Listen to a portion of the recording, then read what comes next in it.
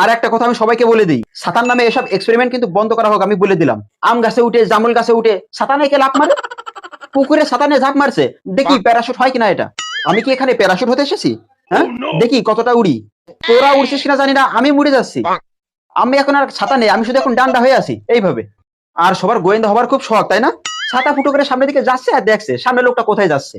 একজনের বইয়ের বাইরে অ্যাফেয়ার আছে কিনা তার ছাতা ফুটিয়ে ফুটিয়ে দেখতে দেখতে বাইরে বাইরে যাচ্ছে। ছাতাতে এইটুকু ফুটো করতে হয় ছোট্ট, যাতে ওকে বুঝতে না পারে সামনের থেকে।